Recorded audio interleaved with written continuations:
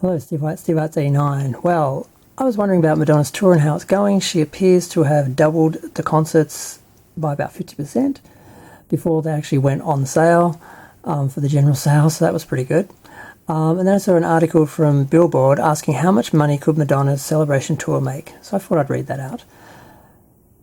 The All Hits tour by the Queen of Pop is certain to be one of the year's biggest concert runs.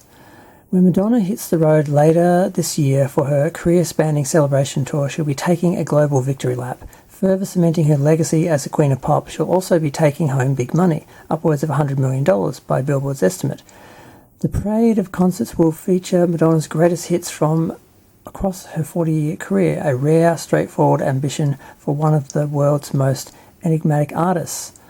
With 38 top 10 songs on the Billboard Hot 100 and 23 top 10 albums on the Billboard 200, the tour stands to continue her streak as the highest-grossing solo female artist in the Billboard box score history, provided she can fend off Taylor Swift's upcoming Eras tour.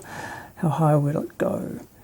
Madonna's touring career began in earnest with 1985's The Virgin Tour, averaging more than 10,000 tickets at 100,000 per night. According to figures reported by Billboard box score, the average ticket price on that tour was $14.74, a distant waft from her and all artists' arena concert tickets cost of the 2020s. In today's dollars, adjusted for inflation, that skimpy price would translate to about $29.56.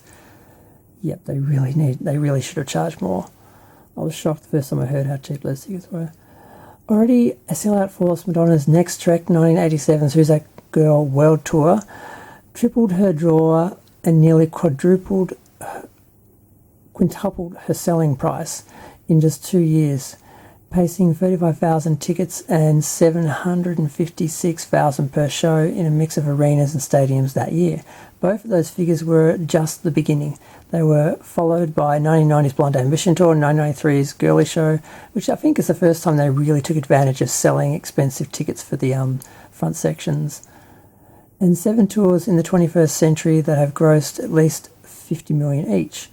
Madonna's highest grossing tour thus far is the 85-date Sticky and Sweet tour in 2008-2009, playing stadiums around the world to the tune of 407.7 million and 3.5 million tickets. 15 years later, it remains the highest grossing tour by a woman ever. Her next Trek, 2017's MDNA tour, her lengthiest tour by number of shows at 88, played a mix of stadiums and arenas and became her second highest grossing run with 305.2 million.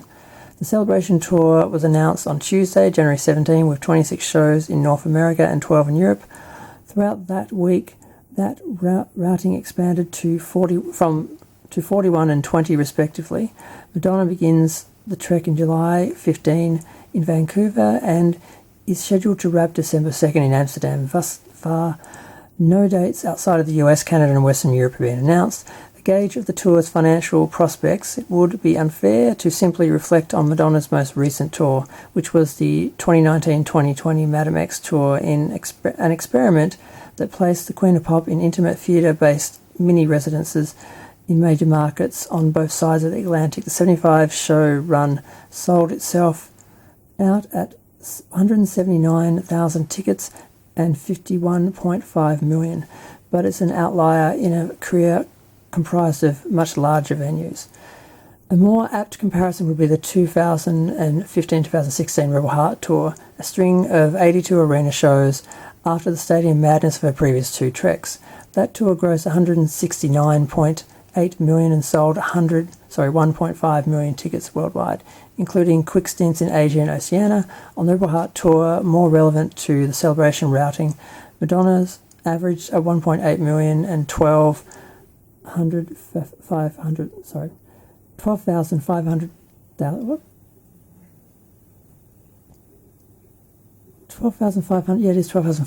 tickets. Sorry, I thought they were missing a dot there. In the US and Canada, and 1.7 million and 14,600 tickets in Europe.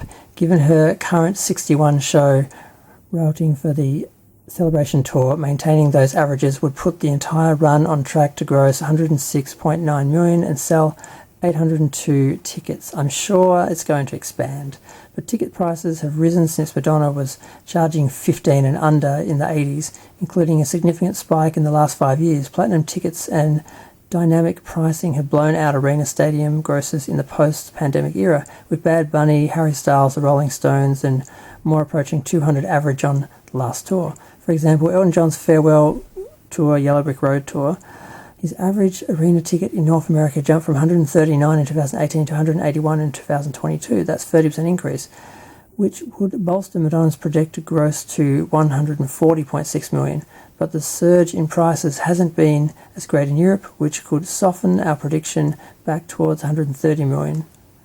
Further, Madonna has long been a global icon. So far, the Celebration tour spans 2 continents, while she has frequently hit South America, Asia and Oceania throughout her career. An expansion of the tour, which seems like a natural idea based on the marketing of an all-hits show, would drastically change what is realistic for a 2023 trek. And as noted above, Madonna already increased the number of North American shows for the tour by more than 50%, and the Celebration tour's general on sale began January 20. Demand could dictate further additions. Today's on sale generated 600,000 tickets sold, with 35 sold out shows and more becoming available next week. So this is a couple of days old. Over nearly 40 years, Madonna has grossed a reported 1.376 billion and sold 11.7 million tickets across 575 shows. That makes her the most successful female act in box score history. The Celebration tour will nudge her closer to the 1.5 billion mark. Almost amongst all acts, only 4 have grossed more in box score history.